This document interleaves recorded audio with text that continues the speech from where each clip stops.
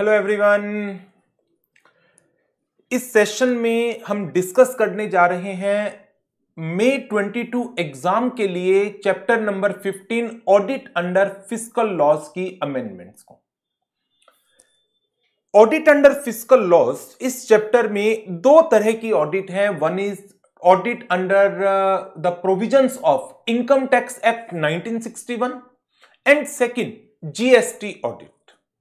तो सबसे मेन बात करते हैं। पहले तो जो इस चैप्टर का पार्ट नंबर 2 है, that is audit under GST laws, ये एप्लीकेबल नहीं होगा मई 22 एग्जाम एंड ऑनवर्ड्स, एज जो रेगुलेटरी लॉ की लीगल रिक्वायरमेंट थी under the provisions of section 35 subsection 5 of CGST act 2017, it has been omitted by the Finance Act 2021. So, एक relaxing aspect है कि हां, पूरा का पूरा टॉपिक अब आपको कवर अप नहीं करना जीएसटी ऑडिट का। इंस्टीट्यूट का जो स्टडी मटेरियल है अक्टूबर 21 एग्जाम का, उन्होंने इसमें से पूरे कॉन्सेप्ट को हटा लिया है। इसके बेसिक एस्पेक्ट, जो लॉ के प्रोविजंस थे, सब कुछ पूरी तरह से हटा लिया गया है। तो अब इस चैप्टर में बचा क्या? इस चैप्टर में अब बची हुई है audit under the provisions of income tax act 1961। अब क्या उसके अंदर एज सच कोई चेंजेस हैं? जी हां, उसके अंदर चेंजेस हैं जो अब हमें कवर अप करने हैं। उसके चेंजेस में दो मेन चेंज हैं। एक चेंज जो मई 22 के एग्जाम से एप्लीकेबल हो रहा है, और दूसरा चेंज जो फॉर्म नंबर 3CD के चेंजेस हैं, जो ऑलरेडी नवंबर 21 के एग्जाम से एप्लीकेबल हो चुके हैं। सेक्शन 44AB टैक्स ऑडिट की, जिसमें रिक्वायरमेंट है कि यदि एक assessee is carrying on a business और उस बिजनेस से उसकी सेल्स टर्नओवर या gross receipt during the previous year 1 crore rupees को क्रॉस करती हैं, then he is required to get the accounts audited. उसको ऑडिट करानी पड़ेगी और टैक्स ऑडिट रिपोर्ट सबमिट करनी पड़ेगी। नाउ, इसका प्रोवाइजो ये क्या कहता है कि यदि जो amount during the period received हुए हैं, वो अमाउंट यदि कैश में रिसीव्ड हुआ है, वो टोटल रिसीट के 5% को क्रॉस नहीं करता, और जो पेमेंट्स कैश में हुई हैं वो टोटल पेमेंट्स के 5% को एक्सीड नहीं करती। Aggregate of all payments made including the amount incurred for expenditure in cash does not exceed 5% of the said amount। तो यहां पर जो थ्रेशोल्ड बताया गया है टैक्स ऑडिट का 1 करोड़, वो एक्सीड होकर 10 करोड़ हो जाएगा। Earlier it was 5 crore rupees. तो 5 करोड़ था पहले, अब ये 10 करोड़ हो गया है। तो अब हमारे पास पहले जो सीलिंग चलती थी up to 1 crore, then 1 crore से 2 करोड़ 44AD वालों के लिए, 2 करोड़ से 5 crore cash receipt cash payment का कॉन्सेप्ट, एंड अबव 5 करोड़। तो वो जो थ्रेशोल्ड थे up to 1 crore, 1 crore to 2 crore, 2 crore to 5 crore, तो जो तीसरा स्लैब है वो 2 करोड़ से 5 करोड़ की जगह अब वो 2 करोड़ से 10 करोड़ पर पहुंच गया। 5 बीच में से नहीं, 2 से सीधा 10 करोड़ रुपए। सो इसके एग्जाम्पल्स बहुत सारे मैंने इस क्लॉज को क्लॉज नंबर ई के साथ लेकर 44AD के साथ लिंक करके कराया हुआ है। उसी प्रोविजन को यदि हम आज की डेट में 10 करोड़ के बेस पर लेकर के चलते हैं, तो वो प्रोविजन क्या बनेगा?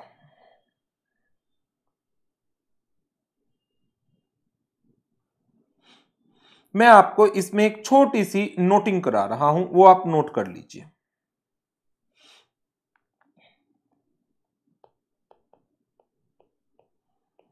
Tax audit requirements under section 44AB of Income Tax Act 1961.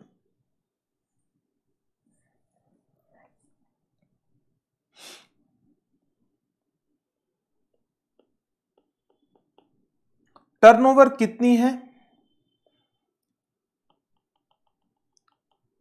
And based upon the turnover tax audit requirements क्या होंगी।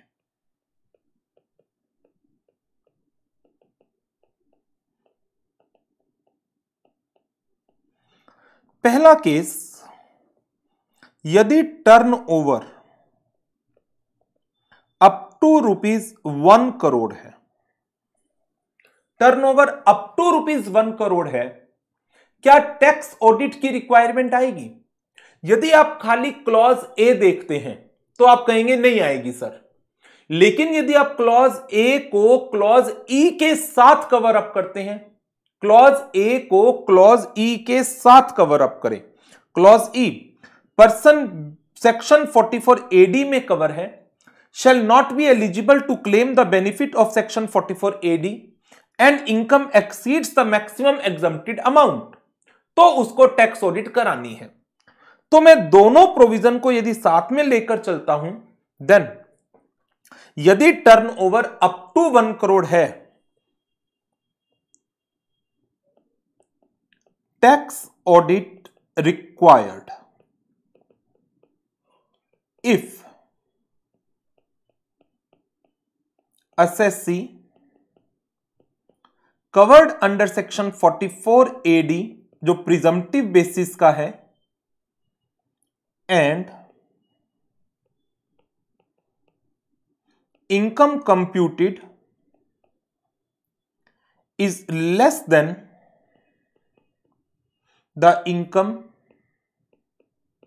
बेस्ड ऑन प्रिजम्पशंस, जो सेक्शन 44AD की प्रिजम्पशन है 8%, 6%, एंड जो इनकम कंप्यूट की गई है ये एक्सीड करती है मैक्सिमम एग्जम्प्टेड अमाउंट से। यदि एक असेसी कंडीशन नंबर 1 वो 44AD के अंदर कवर हो रहा है, कंडीशन नंबर 2 जो इनकम उसने कंप्यूट की है वो प्रिजम्पटिव इनकम से कम कंप्यूट की है, कंडीशन नंबर 3 जो इनकम कंप्यूट की वो प्रिजम्पटिव से तो कम है लेकिन मैक्सिमम एग्जम्प्टेड अमाउंट जो 2.5 लाख का है उससे ज्यादा है, देन आपको टैक्स ऑडिट करानी पड़ेगी। मान लीजिए आपकी टर्नओवर है 90 लाख और आप कहते हैं कि मैं तो 5% इनकम लूंगा इसका, दैट इज ओनली 4.5 लाख। तो यदि मान लीजिए एक पर्सन, एग्जाम्पल ले लेते हैं, फॉर एग्जाम्पल एक रिटेल ट्रेडर है, turnover 90 lakhs, income computed 4.5 lakh, that is 5% of 90 lakh.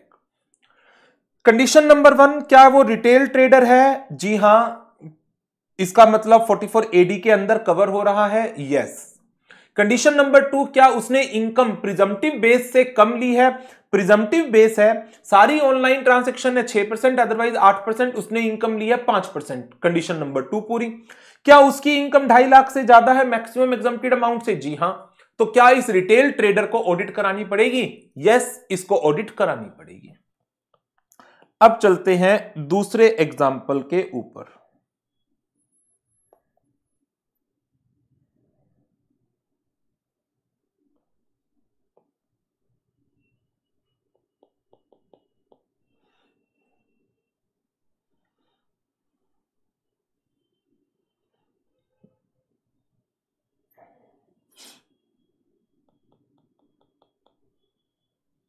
एक सेकेंड,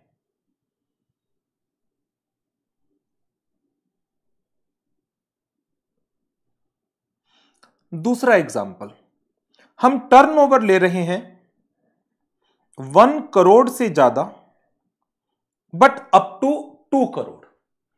2 करोड़ की लिमिट 44 एडी की है, 44 एडी की प्रिजम्पटिव बेसिस की। तो टैक्स ऑडिट कब चाहिए? टैक्स ऑडिट रिक्वायर्ड, पहला case, if assessee covered under section 44 AD and income computed is less than income based on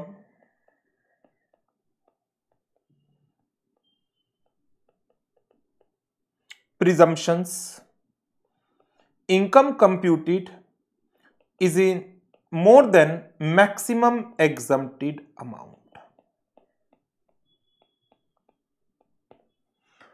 इसका एक एग्जाम्पल ले लेते हैं। For example,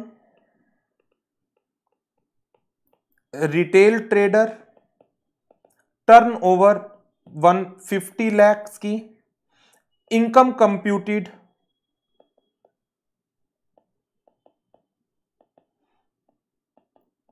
7.5 lakh, 5% of 150 lakh. क्या एसएससी 44 एडी में कवर है? जी हां, रिटेल ट्रेडर है और 2 करोड़ से कम की टर्नओवर है। क्या उसने इनकम प्रिजम्पशन से कम ली है? प्रिजम्पटिव है 6%, 8%, उसने 5% ली है।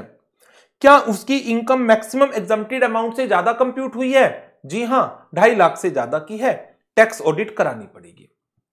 दूसरा केस,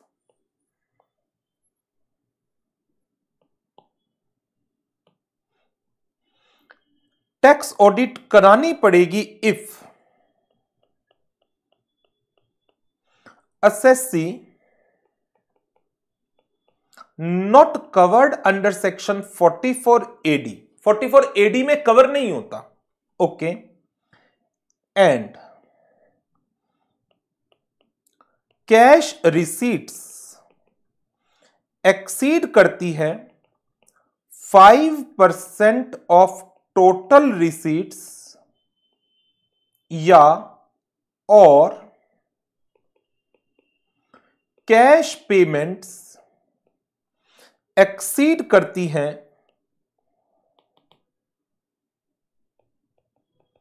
5% ऑफ टोटल पेमेंट्स। अब इसका एग्जाम्पल ले लेते हैं। For example, a person engaged in agency business. जैसे ही मैंने वर्ड लिखा एजेंसी, तो इसका मतलब यह पर्सन 44 एडी में कवर नहीं होता। टोटल रिसीट्स 150 लाख की हैं,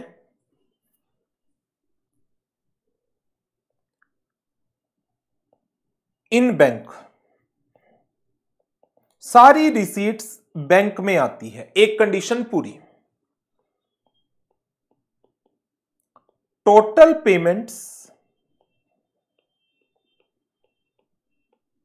90 लाख की है,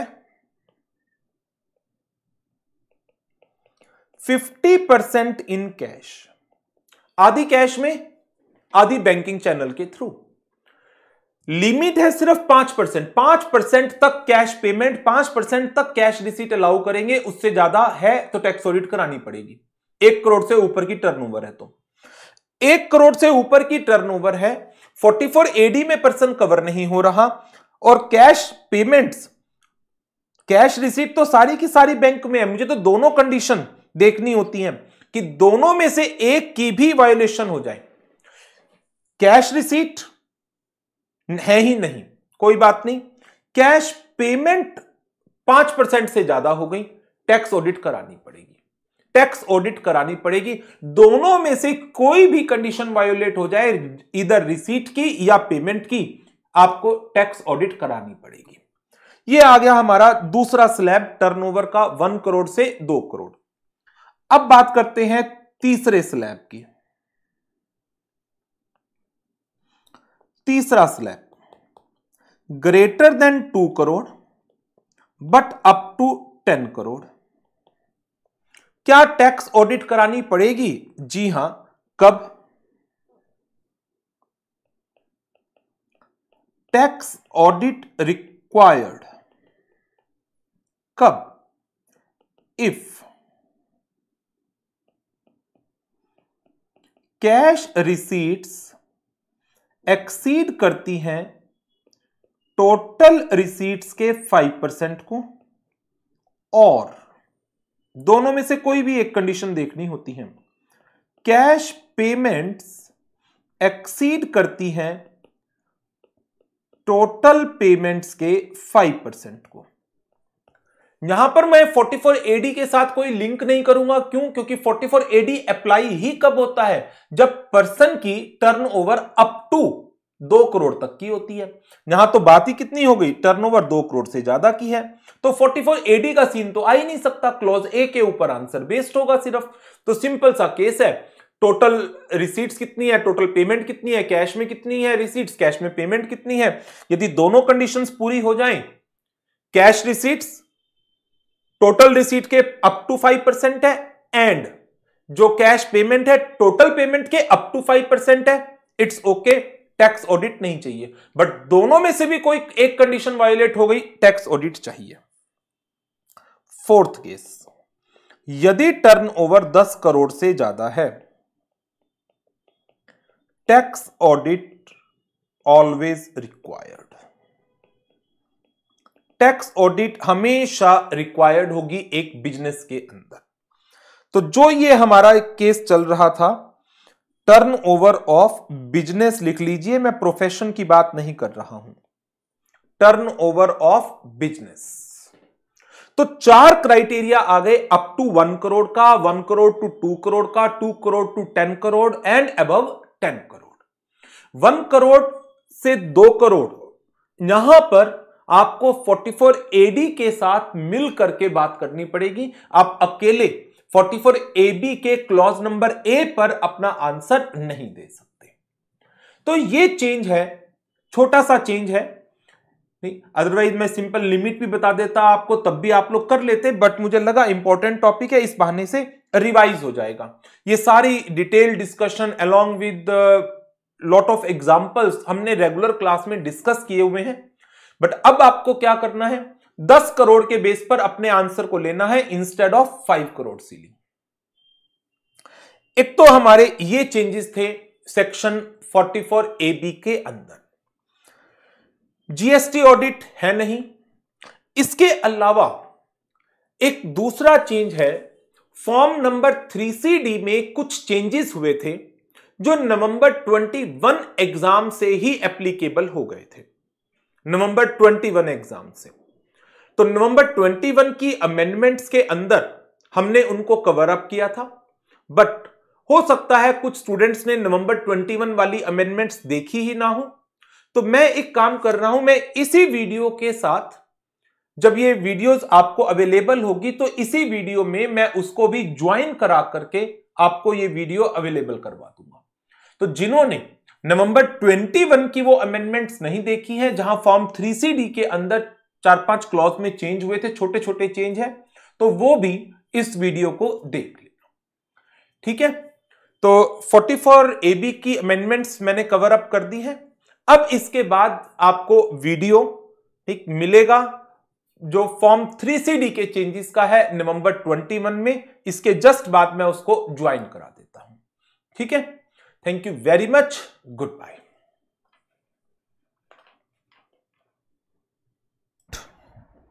नाउ इसके बाद सेकेंड अमेंडमेंट वो है ऑडिट अंडर फिस्कल लॉज के चैप्टर में।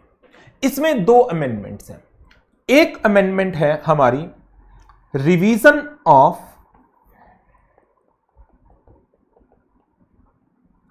टैक्स ऑडिट रिपोर्ट, और दूसरी अमेंडमेंट है दैट इज फॉर्म 3CD के कुछ क्लॉजेस। ये amendment first one seems to be an important one, second amendments में ऐसा कुछ भी मेजर नहीं है। टैक्स ऑडिट रिपोर्ट की रिवीजन।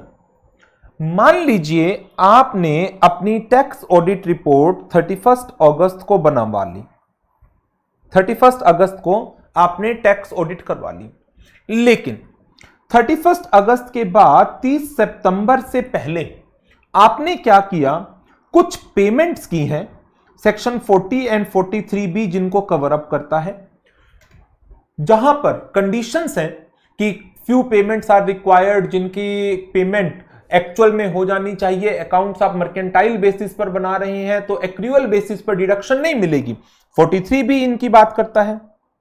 इसी तरह से सेक्शन 40 के अंदर कुछ कंडीशंस हैं टीडीएस को लेकर के हैं एंड ऑल अदर कंडीशंस। डिसअलाउमेंस है सेक्शन 40 में एंड 43B के अंदर। अब मान लीजिए आपने 31 अगस्त को अपनी टैक्स ऑडिट रिपोर्ट तैयार करवा ली, डिसअलाउमेंसेस थे क्योंकि आपने पेमेंट्स नहीं की थी, बट 31 अगस्त के बाद लेकिन रिटर्न फाइल करने से पहले आपने उनकी पेमेंट कर दी, आपने पेमेंट कर दी तो वो डिडक्शन मिल गई, डिडक्शन मिल गई तो टैक्सेबल इनकम चेंज हो गई। अब टैक्सेबल इनकम चेंज हो गई तो आपकी जो रिटर्न भरी जाएगी उसके अंदर इनकम कुछ और आ रही है। तो क्या ये टैक्स ऑडिट रिपोर्ट जो पहले बनवा ली गई थी और उसके बाद कुछ डिसअलाउमेंसेस जो थे वो चेंज हो गए, उनकी फिगर्स चेंज हो गई सेक्शन 40 एंड 43B के अंदर, रिजल्ट या टैक्स ऑडिट रिपोर्ट को रिवाइज करने की जरूरत है? जी हां, आप टैक्स ऑडिट रिपोर्ट को रिवाइज कराकर रिवाइज टैक्स ऑडिट रिपोर्ट को सबमिट करा सकते हैं। ये पॉइंट है एक।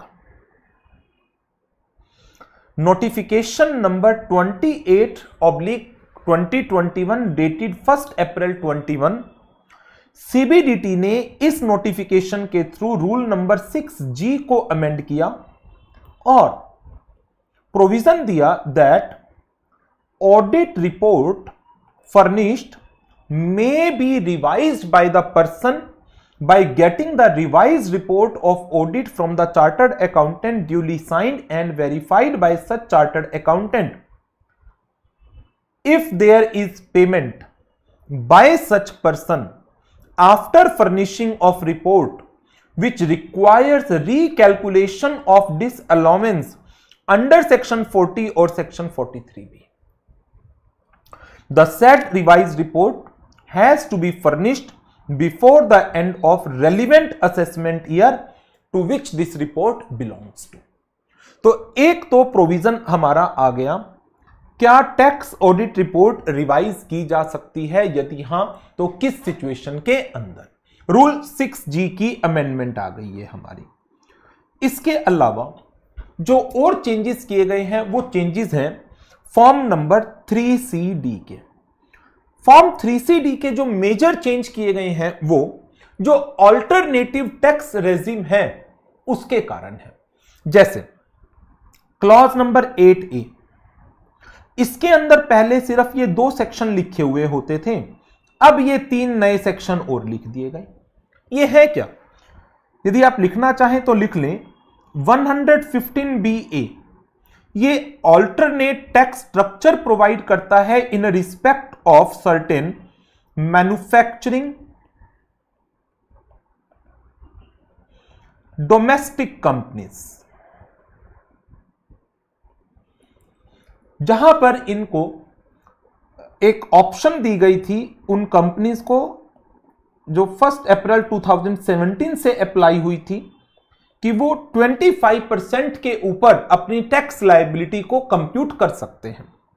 देन सेक्शन 115BAA, इसके अंदर टैक्स रेट बताया गया in case of certain domestic companies, they can on and after 1st April 2020 can pay the tax at the rate of 22% subject to the condition as specified under section 115BAA।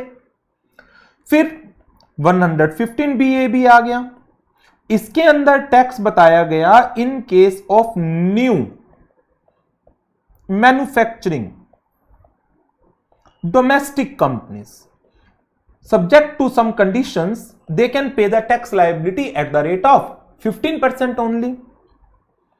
115 BAC alternative tax regime आ गया in relation to individuals and HUF, जहां पर without claiming any exemption और deduction जो tax rate थे उनको relax किया गया. Okay. 115 BAD tax आ गई in relation to resident cooperative societies. They can opt the tax liability at the rate of 22% on and after 1 April 2021. तो ये जो 5 ऑल्टरनेटिव टैक्स रेजिम है, तो क्या एसएससी इन ऑल्टरनेटिव टैक्स को ऑप्ट कर रहा है? पहले इसके अंदर 2 क्लॉज थे, 2 सेक्शन थे, अब 3 सेक्शन और बढ़ा दिए गए. As such exam point of view से कोई इंपॉर्टेंट क्लॉज नहीं है. नेक्स्ट. अच्छा, मैं पहले आपको इसी के रिलेशन में क्लॉज 18 करा देता हूं एंड क्लॉज 32 करा देता हूं. क्लॉज 32 देखो पहले. तो क्लॉज 32 में क्या चेंज किया गया? क्लॉज 32 के अंदर भी पहले BAA तक के डिसअलाउमेंस लॉसेस और अलाउंसेस थे जो अलाउड नहीं किए गए. जब हम कह रहे हैं कि ये 5 ऑल्टरनेटिव टैक्स रेजिम है जिसके अंदर लोअर टैक्स रेट का बेनिफिट प्रोवाइड किया गया है but subject to some conditions, और वो कंडीशंस क्या हैं कि जो डिडक्शंस हैं अंडर वेरियस सेक्शंस उनका बेनिफिट नहीं मिलेगा, जो लॉसेस का सेट ऑफ है उसका कैरी फॉरवर्ड है उसके बेनिफिट नहीं मिलेंगे.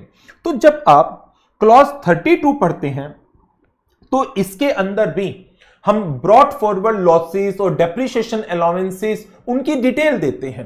तो यहां पर ऑल लॉसेस और allowances that are not allowed under section 115 BAA, अब ये 2 सेक्शन और ऐड कर दिए गए, BAC and BAD. Amount as adjusted by withdrawal of additional depreciation on account of opting for taxation under section 115 BAC and BAD. ये सिर्फ assessment year 21-22 के लिए आएगा जो एडिशनल डेप्रिसिएशन विड्रॉ किया गया है. तो इनकी डिटेल में मैं ज्यादा और नहीं जा रहा, बेसिक क्या है मैंने आपको बता दिया, बाकी इनकी डिटेल आप डायरेक्ट टैक्सेस के अंदर कवर अप करते ही हैं पेपर नंबर 7 में. सो बेस्ड अपॉन दिस कि जो ये नए टैक्सेशन रेट्स आए थे BAC का, BAD का, उनको रिपोर्ट के अंदर कवर अप करने के लिए फॉर्म 3CD में चेंज किए गए. क्लॉज नंबर 8A में पहले ये 2 सेक्शन होते थे, अब ये तीनों सेक्शन और ऐड कर दिए गए. क्लॉज नंबर 32 के अंदर जहां पर हम brought forward losses, depreciation allowances की डिटेल देते थे, वहां पर ऑल लॉसेस और अलाउंसेस जो सेक्शन 115 BAC और BAD में अलाउड नहीं है वो सारे आएंगे. BAA तो पहले भी था. इसके अलावा जो एडिशनल डेप्रिसिएशन विड्रॉ किया गया है जो पहले क्लेम किया था आपने, लेकिन thereafter BAC and BAD में आपने BAC और BAD में अपनी टैक्स लायबिलिटी को कंप्यूट किया, तो जो एडिशनल डेप्रिसिएशन विड्रॉ किया गया उसकी डिटेल आपको यहां पर देती है. Amount as adjusted by withdrawal of additional depreciation. Now इसके अलावा क्लॉज 18 में भी इसका एक चेंज है. जब आप सेक्शन 115 BAC BAD इंडिविजुअल्स का, ये इंडिविजुअल एंड HUF का है और ये कोऑपरेटिव सोसाइटी का है अल्टरनेटिव टैक्सेशन स्ट्रक्चर. तो जब आप अल्टरनेटिव टैक्सेशन स्ट्रक्चर के ऊपर जाते हैं तो डेप्रिसिएशन की रिडक्शन नहीं मिलती सेक्शन 32 में. तो जो WDV की एडजस्टमेंट्स होनी है वो आप बताएंगे कितनी है. इसके अलावा एक CB और क्लॉज ऐड किया गया है. WDV की एडजस्टमेंट इनटेंजिबल एसेट्स के अंदर. क्यों? क्योंकि बिजनेस प्रोफेशन की जो गुडविल की वैल्यू है उसको एक्सक्लूड किया गया, उसके ऊपर आपको डेप्रिसिएशन नहीं मिलता. तो ये भी आपको रिपोर्ट करना है, और adjusted WTV as such in my opinion not an important one. ना ये कोई बहुत इंपॉर्टेंट है, ना ये कोई बहुत इंपॉर्टेंट है। मेन जो चीज है इंपॉर्टेंट वो है क्लॉज नंबर 17। क्लॉज नंबर 17 के अंदर रिपोर्टिंग आ जाती है कि यदि एक पर्सन ने लैंड या बिल्डिंग या बोथ को सेल किया है और जो कंसिडरेशन है वो लोअर है किससे, the value that has been fixed for the purpose of levying the stamp duty, in that case कि जो स्टैंप ड्यूटी वैल्यू है उसको फुल वैल्यू ऑफ कंसिडरेशन मान लिया जाता है। सेक्शन 43CA PGBP हेड में, section 50C capital gain head में। तो इसमें जो रिपोर्टिंग आती थी, कौन सी प्रॉपर्टी बेची गई, कंसिडरेशन कितना रिसीव्ड हुआ या रिसीव्ड होना है, वैल्यू दैट इज अडॉप्टेड और असेस्ड और accessible for the purpose of stamp duty. ये नया क्लॉज ऐड, ये नई रिपोर्टिंग ऐड की गई है। ये क्या है, इसको समझते हैं थोड़ा सा। मान लीजिए आपने जो असेट बेचा उसका consideration value for stamp duty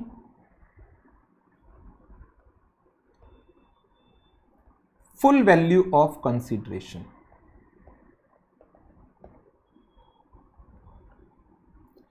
case 1, आपने असेट बेचा है 40 लाख रुपए का, स्टैंप ड्यूटी है 70 लाख रुपीस की, तो full value of consideration capital gain head के लिए या PGBP हेड के लिए कितना माना जाएगा, 70 लाख का। दूसरा केस, आपने असेट बेचा 60 लाख का, वैल्यू जो स्टैंप ड्यूटी के लिए फिक्स थी that was 65 lakh, then what will be the full value of consideration. यदि आपको सेक्शन 43CA सेक्शन 56 के प्रोविजन का पता हो, यदि स्टैंप ड्यूटी वैल्यू एक्सीड नहीं करती 110% of the consideration, consideration 60 lakh, उसका 110% वो बनता है 66 लाख। तो यदि स्टैंप ड्यूटी वैल्यू एक्सीड नहीं करती है 110% ऑफ कंसीडरेशन, तो जो एक्चुअल कंसीडरेशन है वही क्या बनेगा, फुल वैल्यू ऑफ कंसीडरेशन। लेकिन मान लीजिए कंसीडरेशन था 60 लाख का और स्टैंप ड्यूटी की वैल्यू थी 66.1 लाख, 66.1 लाख, इसका 110% कितना बना, 60 लाख का 110% बन गया 66 लाख। स्टैंप ड्यूटी की वैल्यू 66.1 लाख है, रिजल्ट ये 10% से ज्यादा हो गई, 60 प्लस 10% 6 लाख, 66 लाख से ज्यादा है, तो what will be the full value of consideration, 66.1 lakh. ये तो हो गई पुरानी बातें, ये तो सब ऑलरेडी हमने पढ़ा हुआ है, पुरानी चीजें हैं। लेकिन अब यदि ये जो असेट है ये एक रेजिडेंशियल यूनिट है, transfer is by way of allotment, allotment first time allotment का केस है, और वैल्यू 2 करोड़ से एक्सीड नहीं कर रही, 2 करोड़ से एक्सीड नहीं कर रही, देन यदि ये वैल्यू 60 लाख है और ये वैल्यू 70 लाख भी है, तब भी full value of consideration 60 lakh ही बनेगा। Reason, concept of 120% applicable, concept of 120% applicable. ऊपर वाले तीनों एग्जाम्पल 110% के थे, ये नया पॉइंट है 4th पॉइंट 120% का, और यही कहां लिखा गया है, सेक्शन 43C के सब सेक्शन 1 का फर्स्ट प्रोवाइजो जो है वो 10% की बात करता है, सेकंड प्रोवाइजो जो है वो 20%, 120% की बात करता है। सो ये रिपोर्टिंग एडिशनल आ गई, whether provisions of second proviso of sub section 1 ऑफ सेक्शन 43CA या fourth proviso to clause 10 of subsection 2 of section 56 applicable है। रेजिडेंशियल यूनिट है, transfer is by way of first time allotment, जो वैल्यू है 2 crore cross नहीं कर रही। इन दैट केस यदि स्टैंप ड्यूटी वैल्यू कंसीडरेशन के 120% को एक्सीड नहीं करती हैं, देन जो एक्चुअल कंसीडरेशन है वही फुल वैल्यू ऑफ कंसीडरेशन बनता है। तो ये आपको और एडिशनल रिपोर्ट करना है क्लॉज नंबर 17 के अंदर। तो ये थे हमारे क्लॉज 17 की चीज। इसके अलावा क्लॉज 36 जो डिविडेंड वाला है उसको ओमिट कर दिया गया, अब आप उसको छोड़ दीजिए। ये फॉर्म 3CD के चेंजेस हैं जिनका आपको ध्यान रखना है। एग्जाम में क्लॉज 36 पर अब क्वेश्चन आएगा ही नहीं। ऑल्टरनेटिव टैक्स रेजीम के अंदर क्लॉज 8A, क्लॉज 18, क्लॉज 32 मुझे नहीं लगता क्वेश्चन बनाया जाएगा। हां, क्लॉज 17 पर क्वेश्चन बन सकता है। तो ये अमेंडमेंट्स थी हमारी ऑडिट अंडर फिस्कल लॉज की।